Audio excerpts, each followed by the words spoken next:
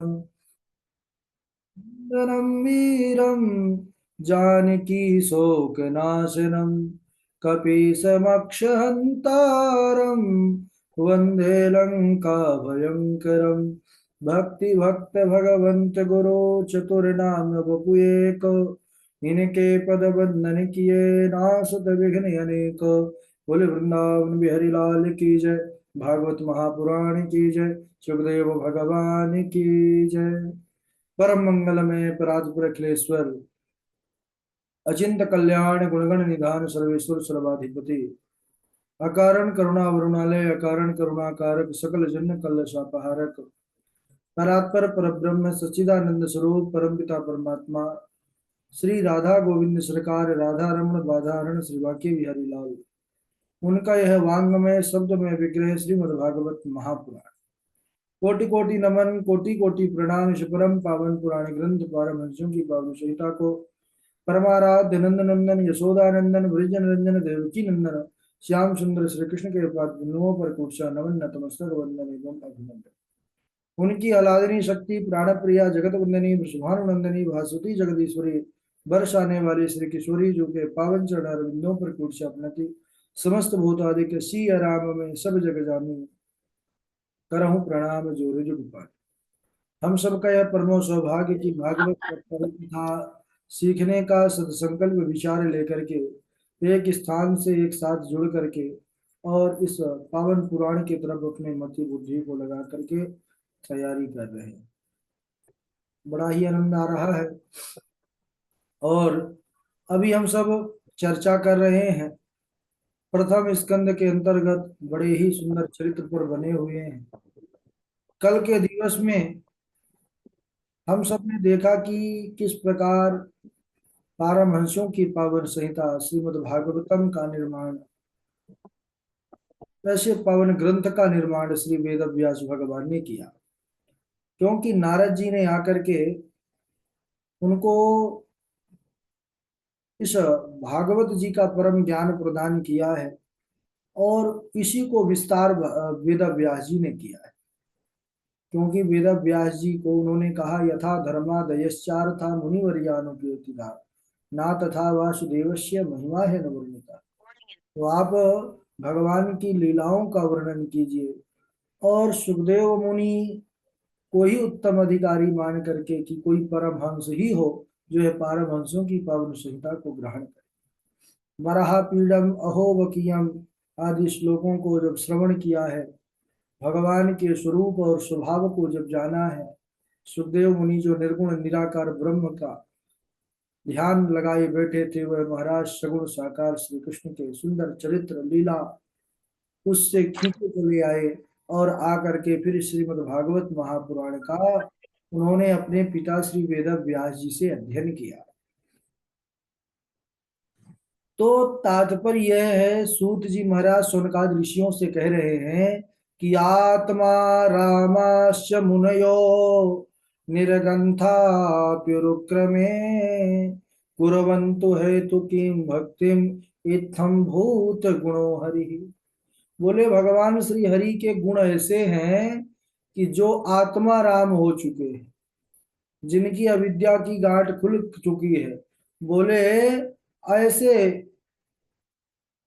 जो ब्रह्म में स्थित हो चुके हैं वह भी महाराज भगवान की भक्ति किया करते हैं, उनके गुणों से खींचे चले आते हैं।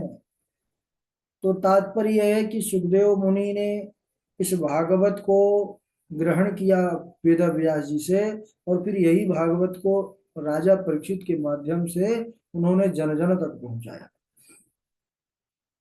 सौनक जी पूछते हैं महाराज की राजा परीक्षित ने श्रीमद् भागवत का श्रवण कहाँ किया, क्यों किया, किस कारण से किया।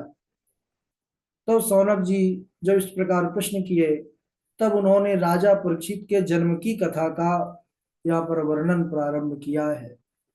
आइए हम भी उस पावन कथा पर प्रवेश करें। बोले बात उस समय की है, किस समय की। यदा मृधे कौरव सृञ्जयानां वीरेष्वथो वीरगतिं गतेषु वृकोदराविद्ध गदाभिमर्शा भगनो रुदंडे धृतराष्ट्रपुत्रे। यदा मृधे कौरव सृंजयानाम, जिस समय वह रणभूमि पर दोनों सेनाओं यानी कौरव और पांडव सेनाओं पर भयंकर युद्ध हुआ, अनेकों वीर वीर गति को प्राप्त हो गए और भीमसेन की प्रचंड गदा के प्रहार से दुर्योधन की जो जंघा है यह भग्न हो चुकी है, टूट चुकी है। तो वह सब मारे गए, सारे भाई मारे गए, वह भी टूटी जंघा लेकर अधमरा पड़ा पड़ा कराह रहा है। उस समय सज्जनों क्या हुआ कि अश्वत्थामा जो थे, अश्वत्थामा पहुंच गए और कहने लगे कि मित्र, यह जो तुम्हारी दशा है ना, ऐसी दशा मैंने तो कल्पना भी नहीं किया था। अरे मैंने तुम्हारा वह वैभव देखा है जिसमें तुम महाराज बड़े सुंदर वैभव को, यश को प्राप्त करते थे, और आज तुम्हारी भी यह दशा हो गई। मित्र, तुमने अपना मंत्री उसे ही बनाया जो खाते तो तुम्हारा थे, लेकिन हृदय से वह शत्रु पक्ष का साथ देते थे। अश्वत्थामा जब इस प्रकार कहे, तब तक महाराज दुर्योधन ने देर नहीं किया, और वही उसके तो पूरे शरीर से लहूलुहान था, रक्त की धारा चल रही थी, रक्त से ही तिलक कर दिया अश्वत्थामा। दूषित रक्त था, तो दुर्योधन का दूषित रक्त से जब तिलक हुआ अश्वत्थामा, तो अश्वत्थामा द्रोणाचार्य जैसे श्रेष्ठ महाराज धर्मगुरु के पुत्र भी, जो साक्षात शिवांश भी कहे गए हैं, रुद्रांश, बोले वह दूषित रक्त के कारण अश्वत्थामा की भी बुद्धि विपरीत हो गई। बोले क्या किया जाए? बोले कि मुझे एक ही कष्ट है मित्र। बोले क्या? बोले कि कष्ट यही है कि हम 100 थे और 100 में कोई ना बचे, वह 5 थे, पांचों के पांचों बचे। अश्वत्थामा ने कहा बस अब ज्यादा मत बोलो, हम समझ गए क्या करना है। बोले पांचों को लेके आना है मार करके। दुर्योधन बड़ा प्रसन्न हुआ। अब इधर महाराज तलवार लेकर के रात्रि में ही अश्वत्थामा निकल पड़े। अश्वत्थामा विचार करने लगे कि किस प्रकार मारा जाए, कैसे मारा जाए, क्योंकि पांडव भी बड़े शक्तिशाली हैं। तभी तक रात्रि में उन्होंने एक विचित्र दृश्य देखा। मार्ग में देखा कि एक उल्लू जो कौवे के घोंसले पर जा करके उनके बच्चों को मार रहा है। क्यों? रात्रि में दिखता है उल्लू को। तो वहीं से उल्लू से शिक्षा प्राप्त कर लिया आज अश्वत्थामा ने कि मैं ही ऐसे सोते हुए मार दूंगा। लड़ाई झगड़े में तो महाराज बहुत समय लगेगा, और सोते सोते मैं मार दूंगा। अब ऐसा उसके अंदर कुविचार उत्पन्न हुआ, और वहीं से महाराज उल्लू से शिक्षा लेकर के और बढ़ने लगा पांडवों के शिविर की ओर। लेकिन इधर भगवान श्री कृष्ण ने पांडवों को समझाया कि देखो, युद्ध के जो विजय की रात्रि होती है, इसमें सैन्य नहीं किया जाता। पांडवों ने कहा क्या किया जाता है? बोले इसमें जागरण करना चाहिए। तो शिविर से दूर एकांत में भगवान श्री कृष्णचंद्र पांडवों को ले गए, वहां पर सत्संग भजन करने लगे। और आज दुर्भाग्यवश पांचों पांडवों की सैया पर, जहां पर वह शयन करते थे, उनके पांचों पुत्र सोने लग गए। पांचों पुत्र जो बिल्कुल उन्हीं के समान दिखाई देते थे, द्रौपदी के पांचों पुत्र, प्रतिबिंब, श्रुतसेन, श्रुत कीर्ति, श्रुतानीक, श्रुतकर्मा, यह पांचों अपने पिता के ही समान दिखते थे। पांचों पांडव और पुत्रों में कोई अंतर जल्दी नहीं लगा सकता था। अश्वत्थामा महाराज पांडव समझ करके पांचों पुत्रों का ही सब धड़ से अलग कर दिया। ओहो, जल्दी जल्दी धड़ को वहीं छोड़ा, उस सर को लेकर के पांचों का सर पहुंच गया। चंद्रमा की, चांदनी की छिटकती उजियारी। दुर्योधन दूर से देखा, बड़ा प्रसन्न हुआ। पांचों का सिर देखा, वो पांडवों को मार करके आ रहा है, बड़ा प्रसन्न हुआ, बड़ी प्रसन्नता हुई। लेकिन उसको मन में कुछ संदेह रहा। तो उसने कहा कि ऐसा करो, भीम का सर मुझे पकड़ाओ। भीम का सर दिया और दबाया तो चकनाचूर हो गया। तभी दुर्योधन रोने लगा, कहने लगा कि अरे अश्वत्थामा, तूने क्या किया? अरे यह भीम का सर नहीं है, ना ये पांडव है। अरे यह पांचों पांडव के पांचों पुत्र थे। अरे इन तूने निरपराध बालकों को क्यों मार दिया? इनका कोई दोष नहीं, मेरे शत्रु तो पांडव थे, इन्होंने मेरा कुछ नहीं बिगाड़ा। और आज बड़ा शोक हुआ, अरे तूने तो कोई पानी देने वाला भी नहीं छोड़ा। और आज बड़ा शोक के कारण, हर्ष और शोक ही दुर्योधन के मृत्यु का कारण बनना था। और आज वह दोनों प्रकट हुआ। पहले तो बड़ा हर्ष हुआ और बाद में शोक हुआ जब पता चला यह पांडव नहीं, पांडव पुत्र है। और आज हर्ष शोक के कारण दुर्योधन का वही प्राणांत हो गया। अश्वत्थामा को पता चला कि पांडव जीवित है, अब मुझे छोड़ेंगे नहीं, तो अश्वत्थामा वहां से भागे।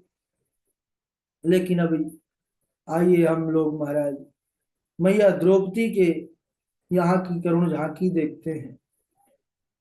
वह माता अपने प्राणों से प्यारे पुत्रों को जगाने के लिए ब्रह्म मुहूर्त प्रातः काल शिविर में प्रवेश करती है कि मैं अपने पांचों पुत्रों को जगा दूं। लेकिन जब वह मैया जाती है, शिविर के अंदर का दृश्य देखती है, ऐसा भयावना दृश्य है जो महाराज द्रौपदी चित्कार मार मार के रोने लगती है। उन्होंने, द्रौपदी ने जब अंदर प्रवेश किया कक्ष में, तो क्या देखती हैं कि मेरे सारे पुत्र लहू लुहान सैया पर पड़े हुए हैं, जिनके धड़ का तो पता है लेकिन सर का पता नहीं है। जीवन में कई शोक हैं, लेकिन पुत्र शोक सबसे बढ़कर के शोक माना गया है। वह पांचों पुत्र जो द्रौपदी को प्राणों से अधिक प्यारे हैं, ऐसी पुत्रों की निर्मम हत्या, जिनके सर का भी पता नहीं है, खून की नदी चल रही है शिविर के अंदर। माता की ऐसी दशा हो गई। रे माता शिशूनां निधनं सुतानां निशम्य घोरं परिताप्यमाना तदा रुदद्बाष्पकलाकुलाक्षी तां सान्त्वयन्ना किरीटमाली। माता शिशु नाम निधनम सुता नाम, अपने पुत्रों का जब निधन का दृश्य देखा है, निशम्य घोरम परितप्यमाना, महाराज दहाड़ मार मार करके विलाप करते हुए रोने लगती हैं मैया द्रौपदी। हा विधाता, तूने ये क्या किया? और छाती पीट पीट करके रोने लगी।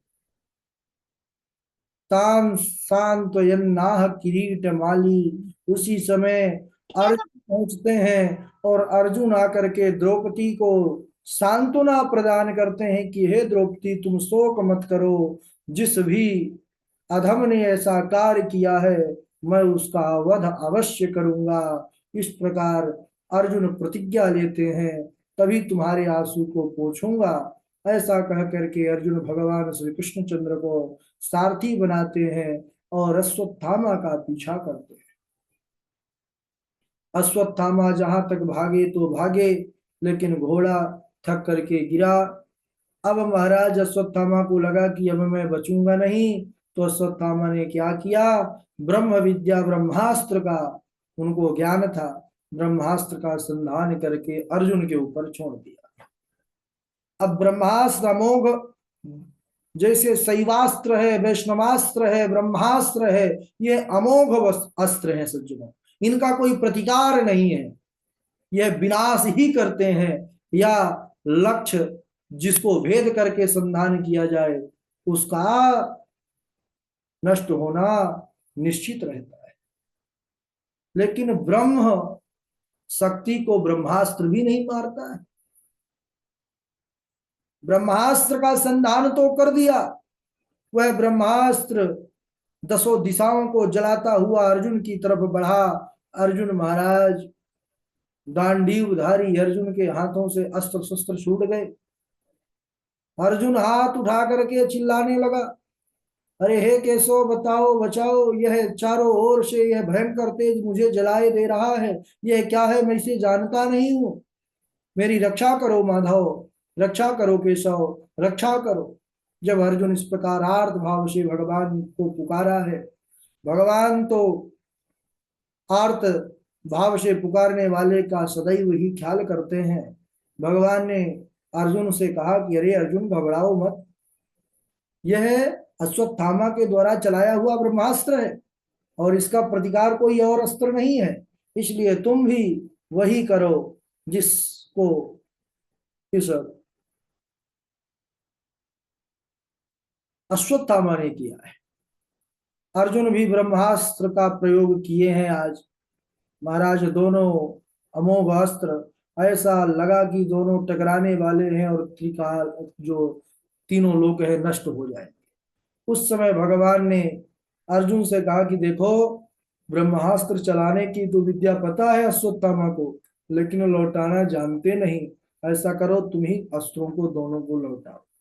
तो ब्रह्मास्त्र का फिर उन्होंने महाराज लौटने की विद्या अर्जुन को पता थी, उन्होंने फिर उसको लौटाया। इसके बाद अश्वत्थामा को बंदी बना लिया। भगवान श्री कृष्ण ने कहा कि देखो अर्जुन, अपराधी को ढूंढ रहे थे, अपराधी तो मिल गया। कहा भी गया है कि मत्तम प्रमत्तम उन्मत्तम सुप्तम बालम स्त्रियम जड़म प्रपन्नम भीरतम भीतम नारिपुम हंति धर्मवित। हे अर्जुन, जो धर्मवेत्ता पुरुष होते हैं वे किन पर हाथ नहीं उठाते? बोले असावधान पर और मतवाले पर, पागल पर, इन पर कोई मारे तो कोई इसमें वीरता नहीं है, यह नीचता कहलाती है। बोले सोए हुए को मार दे, बालक को मार दे, स्त्री को मारे, मूर्ख को मारे, शरण में आए हुए को मार दे, तो बोले यह सब कहते हैं कि आतताई कहलाते हैं। रथहीन कोई है उसको नहीं मारना चाहिए, भयभीत शत्रु भी क्यों ना हो उसको नहीं मारना चाहिए, लेकिन जो इनको मार करके अपने प्राणों की रक्षा करता है, बोले उनको मारना ही श्रेयस्कर है।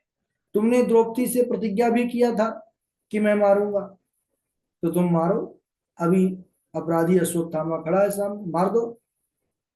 लेकिन भगवान श्री कृष्ण ने अर्जुन के धर्म की परीक्षा लेने के लिए ऐसा कहा था, लेकिन अर्जुन भी साधारण थोड़ी थे, उन्होंने गीता का ज्ञान प्राप्त किया था भगवान से। यद्यपि उन्होंने इतना बड़ा कृत्य किया, फिर भी गुरुपुत्र अश्वत्थामा को मारने का संकल्प अर्जुन के हृदय पर ना आया। उन्होंने कहा कि इन अश्वत्थामा को शिविर में ले चलना चाहिए, और वह जैसे ही शिविर में ले गए महाराज, द्रौपदी ने दूर से देखा कि गुरुपुत्र बंधे हुए हैं, बोले पशु के समान बांध करके ला रहे हैं, तो वैसे ही चिल्लाने लगी द्रौपदी कि मुच्यताम मुच्यताम ऐसा ब्राह्मणो नितराम गुरु। इनको छोड़ दो, इनको छोड़ दो, अरे ये तो ब्राह्मण है, ये सदैव ब्राह्मण पूजनीय ही है।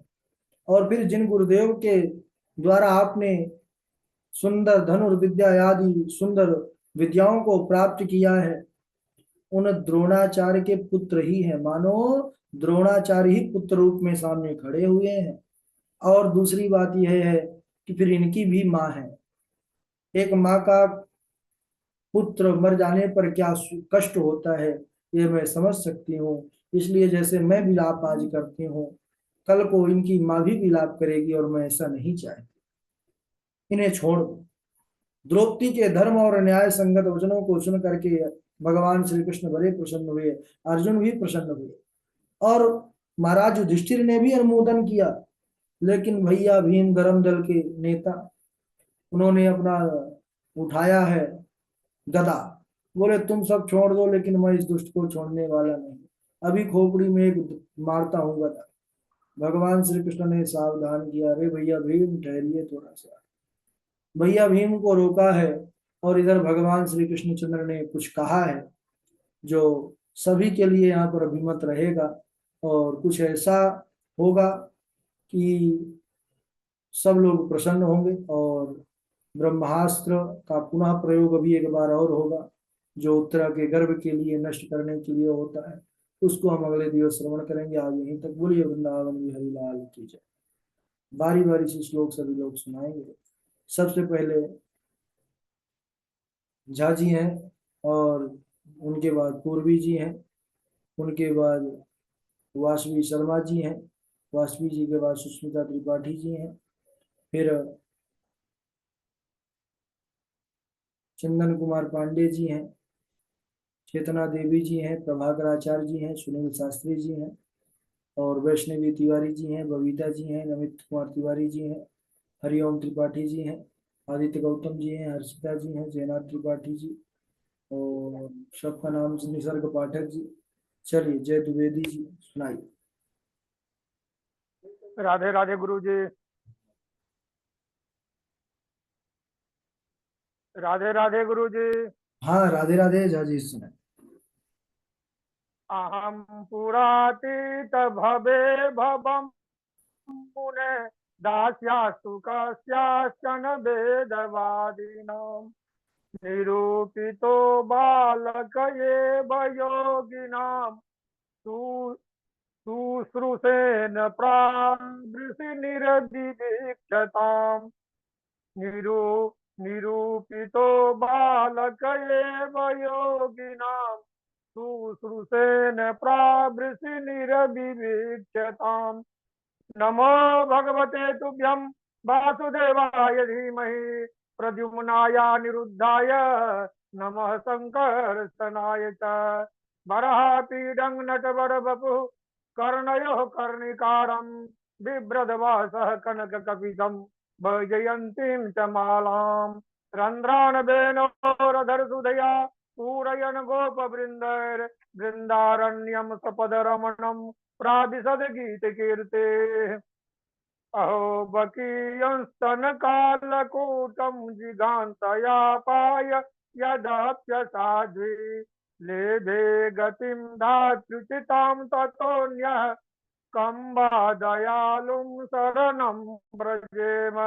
राधे राधे गुरु जी। राधे राधे झा जी। पूर्वी सुनाएंगी। राधे राधे गुरु जी प्रणाम। नमो भागवते पुरुषं वासुदेवाय धीमहि प्रद्युम्नाय निरुद्धाय नमः संकर्षणाय च। वराहपीडं नटवरवपुः कर्णयो कर्णिकारं बिभ्रद्वासः कनककपिशं वैजयन्तीं च मालां रन्ध्रान् वेणोरधरसुधया पूरयन् गोपवृन्दैः वृन्दारण्यं सपदि रमणं प्राविशद गीतिकीर्तिः। अहो वकीयं स्तनिकालकूटं जिघान्तयापायपयद्साधिं लेभे गतिं धाचुचितां ततोऽन्यं कं वा दयालुं शरणं व्रजेम। चलिए पूर्वी जी के बाद वासवी आप सुनाइए।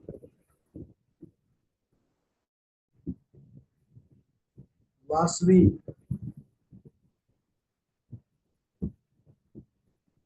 वैष्णवी तिवारी जी आप सुनाइए।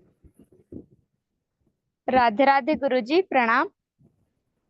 बर्भपीठं नटवरवपुः कर्णयोः कर्णिकारां बिभ्रद्वासः कनककपीशं वैजयन्तीं च मालं रन्ध्रान् वेणोर्धरसुधया कुर्यन् गोपवृन्दयः वृन्दारण्यं स्वपदरमणं प्राविशाद गीतकीर्तिः। अहं पुरातीतभवे भवं मुने दास्यासतु कस्याश्चन वेदवादिनां निरूपितो बालक एव योगिनां शुश्रूषणे प्रावृषि निर्विवीक्षताम्। जी प्रणाम। और इनके बाद श्लोक आप सुनाइए प्रभाकर जी। ओम श्री गणेशाय नमः। वदन्ति तत्तत्त्वविदं तत्त्वं यज्ञानमदभयं ब्रह्मेति परमात्मेति भगवानीति शब्दते। और उस श्लोक के बाद में भगवान का 24 अवतार कहना जा रहा हूँ। सनक सनंदन सनातन सनत कुमार, द्वितीय अवतार बराह, तृतीय अवतार नारद, चतुर्थ अवतार नर नारायण, पंचम अवतार भगवान कपिल देव, षष्ठ अवतार गुरु दत्तात्रेय, सप्तम अवतार यज्ञ, अष्टम अवतार ऋषभदेव, नवम अवतार पृथु, दशम अवतार मत्स्य, एकादश अवतार कक्षप, द्वादश अवतार अश्विनी कुमार, त्रयोदश अवतार मोहिनी, चतुर्दश अवतार नृसिंह, पंचदश अवतार वामन, 16वां अवतार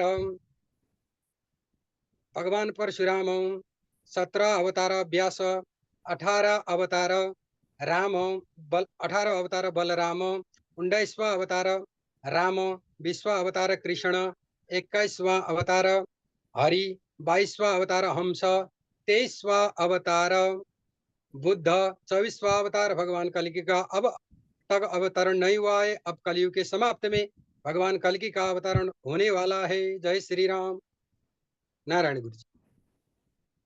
चलिए अब सुनाएंगे श्लोक। हरिओम त्रिपाठी जी हैं,